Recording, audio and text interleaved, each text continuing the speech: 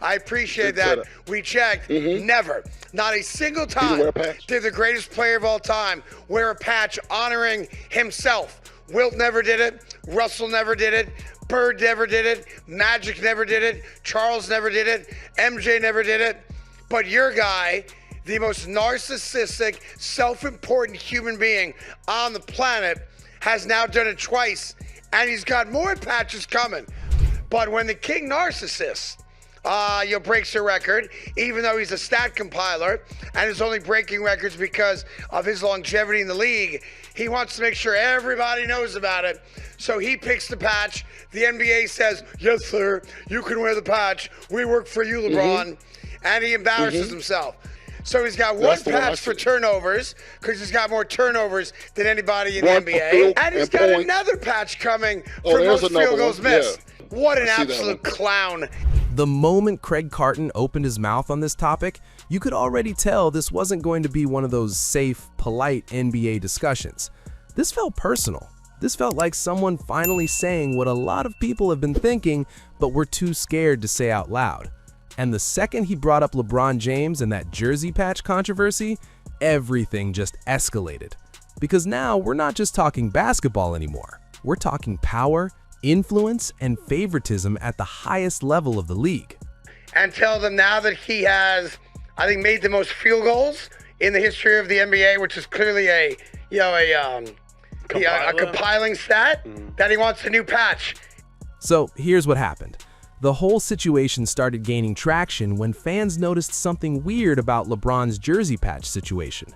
On the surface, it might look like a small branding or sponsorship thing, but once you dig deeper, it starts raising serious questions. Why does it feel like certain rules don't apply to certain players? Why does it always circle back to LeBron whenever there's something controversial, but somehow nothing sticks? And that's exactly where Carton came in and basically said, enough is enough. Here's the part nobody is talking about.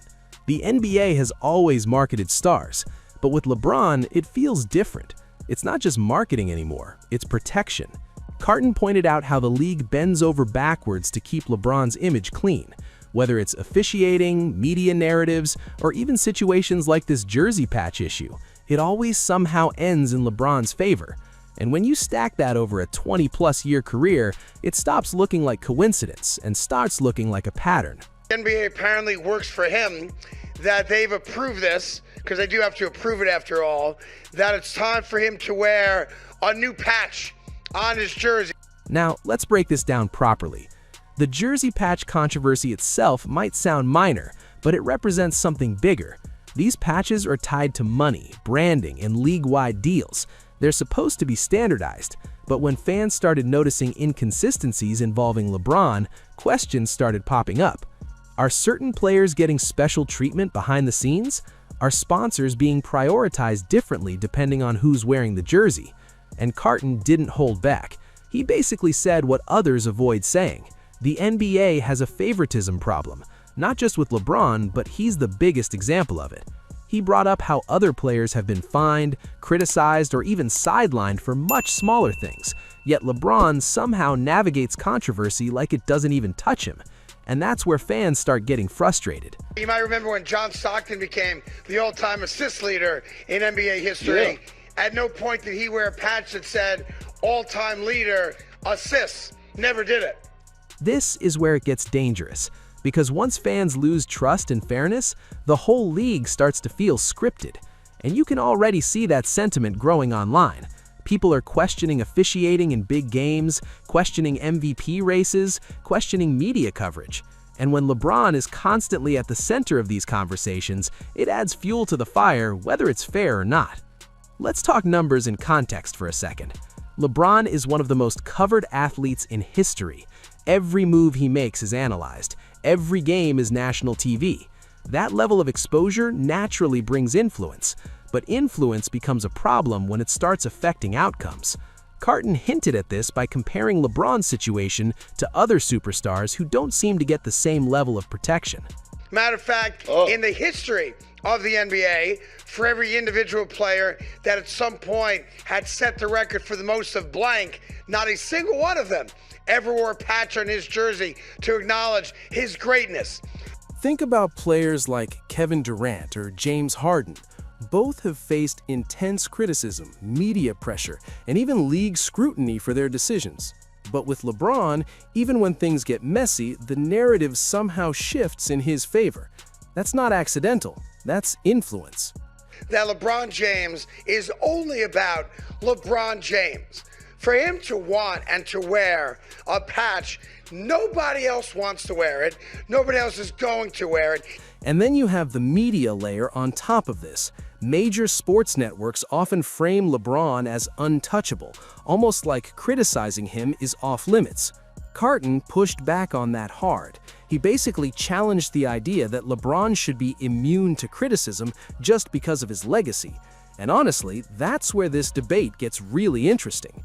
Because legacy is supposed to be built on greatness, not protection. Here's the part nobody is talking about. When young players come into the league and see this, what message does it send? That if you become big enough, the rules don't apply to you?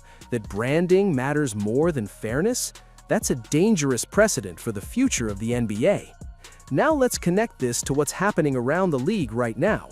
The NBA is in a weird place. There's insane talent everywhere. Players like Luka Doncic, Jason Tatum, and Victor Wembanyama are taking over. The league should be transitioning into a new era, but instead, it still feels like everything revolves around LeBron. And that's not entirely his fault, but it becomes a problem when it overshadows the rest of the league. He's not going to wear a patch that says most missed field goals, which he also has the record for.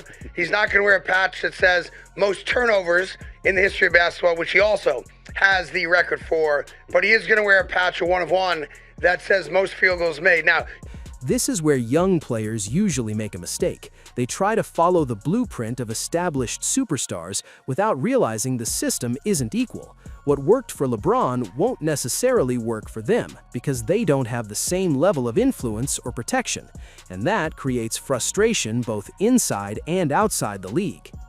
Carton also touched on something that people don't like to admit. The NBA is a business first. If LeBron drives ratings, sells jerseys, and keeps the spotlight on the league, there's an incentive to keep him happy. But at what cost? Because when business decisions start affecting competitive integrity, fans start noticing. And you can already see that shift. Social media is filled with debates about favoritism. Fans are more vocal than ever. They're breaking down plays, analyzing calls, and questioning narratives. And every time something controversial happens involving LeBron, it reinforces that belief. Let's not ignore the timing of all this either. LeBron is nearing the end of his career. Every season now feels like a farewell tour. The league wants that maximized. They want those storylines. They want those moments. But when that starts bleeding into things like officiating or sponsorship dynamics, it creates tension. This is where it gets dangerous, because the NBA's credibility is on the line. If fans start believing outcomes are influenced by star power rather than performance, it changes how they watch the game. It stops being about competition and starts feeling like entertainment in the worst way. And Carton, love him or hate him, forced that conversation into the spotlight. Now let's zoom out and look at the bigger picture. LeBron's legacy is already secure. Championships, records, longevity, he's done it all. But controversies like this don't erase his greatness, they complicate it. They add layers to how people will remember him. Was he dominant? Absolutely. Was he influential? Without a doubt. But was the system always fair around him? That's the question people are starting to ask. Here's the part nobody is talking about. Legacy isn't just about what you achieve, it's about how you achieve it. And when there's even a perception of favoritism, it changes how people interpret everything else. And that's why this debate isn't going away anytime soon. Because now it's bigger than just a jersey patch. It's bigger than just one player. It's about the integrity of the league, the fairness of the system, and the future of how the NBA operates. So let me ask you this, if the NBA really is favoring certain players, is that just smart business or is it damaging the sport? And if LeBron is at the center of it, does that hurt his legacy or does it prove just how powerful he really is? Because either way, one thing is clear, this conversation isn't ending quietly.